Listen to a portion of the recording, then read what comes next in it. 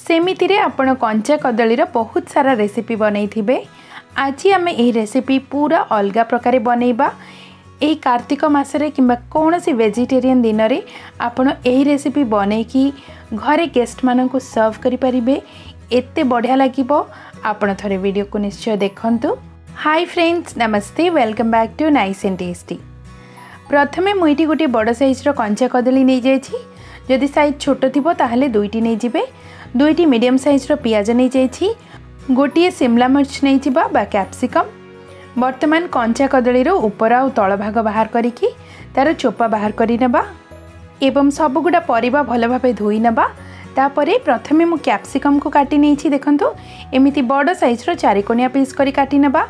पियाज को फाळ कला परे ऊपर भाग को एमिति चारिकोनिया पीस करी काटिबा एवं जो मझी पार्ट थाए पियाज रो ताकू आमे साइड रे रखि नेबा। टमाटो को भी आमे भीतर रो जो रसुआ अंश अछि ताकू बाहर करि नेबा एवं ऊपर भाग को स्क्वायर करिकि काटी नेबा। टमाटो रो जो रस अछि ताकू मु साइड रे रखिछि। कंचा कदली को देखंतु एमिति राउंड पीस रे काटी नेबा। गोटे इंच साइज रे बा आंगुठी साइज रे पीस करिकि काटी नेबा। पियाज काटिला परे ऊपर रो 3 लेयर आमे रखिबा एमिति काटिकी आ मझी गुडा आमे तरकारी रे व्यवहार करिबा। सब किछि काटिबा हे जाइछि। वर्तमान मिसेबा पई गोटे बड़ पात्र नेबा। सेथिरे 2 बड़ चम्मच बेसन पकेइ नेबा।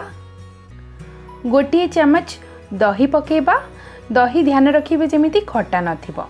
एबे सेथिरे आवश्यक अनुसार लूण पकेइबा। आधा छोट चम्मच लूण दे नेछि। 1/4 टीस्पून हळदी गुंड पकेइ नेबा। गोटे छोट चम्मच लंका गुंड पकेइ नेबा। गोटे छोट चम्मच धनिया पाउडर पकेइ नेबा एवं गोटे छोट चम्मच गरम मसाला पाउडर किंबा सब्जी मसाला पाउडर। गोटे छोट चम्मच अदा रसुन बटा। गोटे बड़ चम्मच कसूरी मेथी पकेइ नेबा। एही सब को भल भाबे मिसेइ नेबा। जेहेतु बेसन और सब गुडा मसाला पाउडर पड़िछि आमको टिके पानी आवश्यक हो पारे।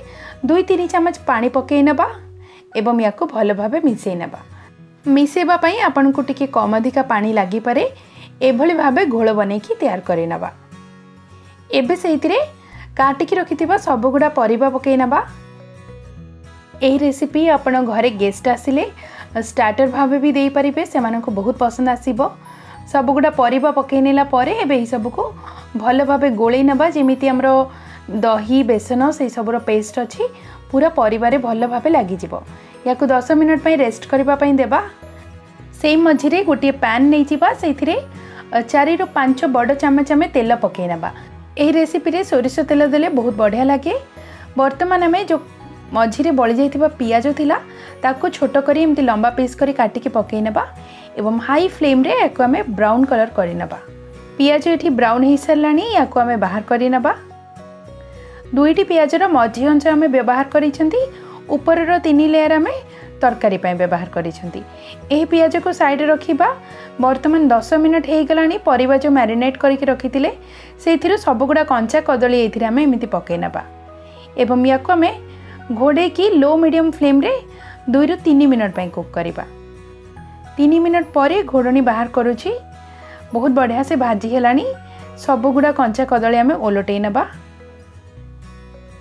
एवं आउ 3 ରୁ 4 मिनिट पई घोड़े के आमे पुणी कुक करिबा।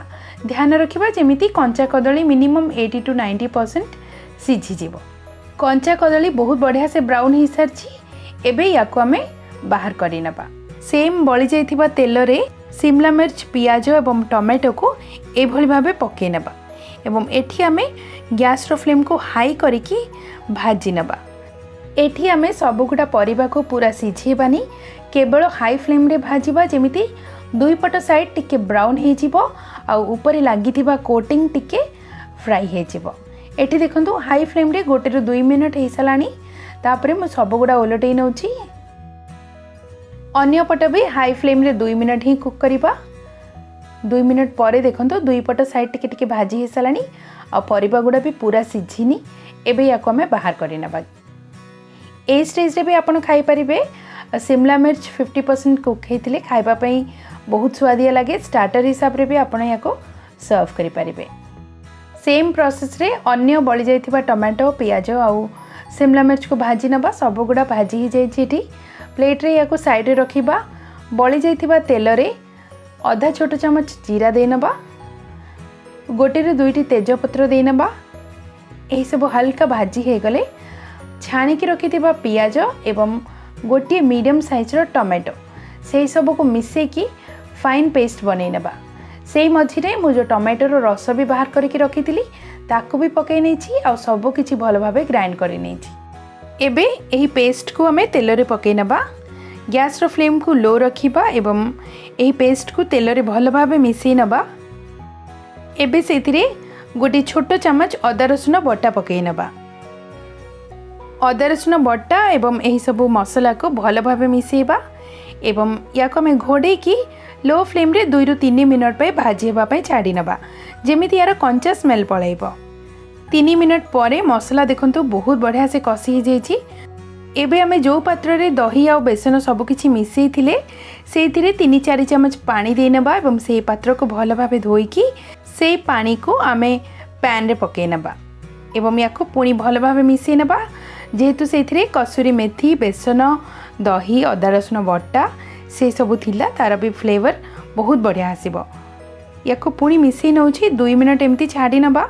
यार भी कंचा स्मेल जीवा को देबा। से मझिरे आधा छोट चमच हळदी गुंड पके नबा, आवश्यक अनुसार लंका गुंड दे नबा एवं गोटे छोट चमच सब्जी मसाला पाउडर किंबा चिकन मसाला पाउडर जदि नथिबो गरम मसाला पाउडर पके नबा। लो फ्लेम रे ई सब को पुणी भल भाबे मिसई नबा।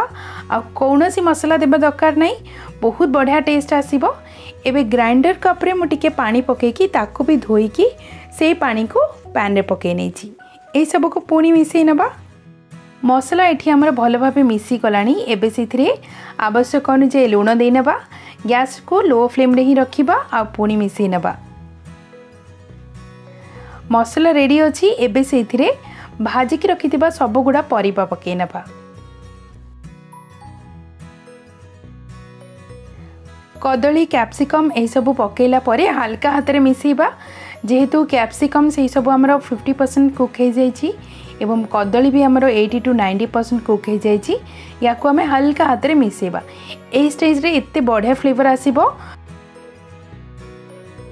सब किछि मसला सहित बढ़िया से मिसी गला परे सेथिरे गोटे छोट गिना उषुम पानी दे नबा। ग्रेवी जेतिके आपन को दरकार आपन पानी टिके कम अधिका करि परिबे। मु एठी गोटे छोट गिना पानी दे नै छी एवं याको पुणी मिसई नबा। भल भाबे एठी मिसी गला परे सेथिरे आधा छोट चमच चीनी देबा। जेहेतु हमें टमाटो देइथिले टमाटो टिके खट्टा अछि सेथि पय आधा छोट चमच चीनी देले टेस्टटा बहुत बढ़िया आसीबो। चीनी पसंद नथिले सेतिके आपण गुड़ दे परिबे। पुणी मिसेला परे याको हमें घोड़े नबा। एबे 5 मिनट पई सेमिति छाड़ी नबा। 5 मिनट परे मु कवर बाहर करूछि। देखंतु तेल भी छाड़ी आसीछि। तरकारी भी हमर बहुत बढ़िया से फुटी की रेडी अछि। लास्ट रे जदि थिबो ताहले किछि धनिया पत्र एमती दे नबा। जदि नथिबो ताहले आपण याको छाड़ी परिबे। धनिया पत्र देला परे सब किछि हल्का हाथ रे मिसेबा। लास्ट रे थरे हमें चेक करि नबा। एठी देखंतु कदली बहुत बढ़िया से पूरा सिझी जाइछि। जदि आपन को टिके ग्रेवी दरकार ताहले आपण आउ टिके पानी देकी पुणी फुटे नै परिबे। तरकारी फाइनली पूरा हमर रेडी अछि। बहुत स्वादिया लागिबो। एही स्टेज रे फ्लेवर तो बहुत बढ़िया आसीबो। भात सहित हो किंबा रोटी सहित बहुत बढ़िया कॉम्बिनेशन। थरे निश्चय ट्राई करिवे। 5 मिनट रेस्ट कला परे देखंतु तरकारी केते बढ़िया देखा जाउछि। कंचा कदली रो नुआ रेसिपी जदि पसंद आसिला ताहले ए वीडियो को आपन फ्रेंड्स और रिलेटिव्स को शेयर करंतु। आम चैनल नाइस एंड टेस्टी को एबे सब्सक्राइब करि नियंतु। मिसिबा आ गोटे नुआ रेसिपी रे। धन्यवाद।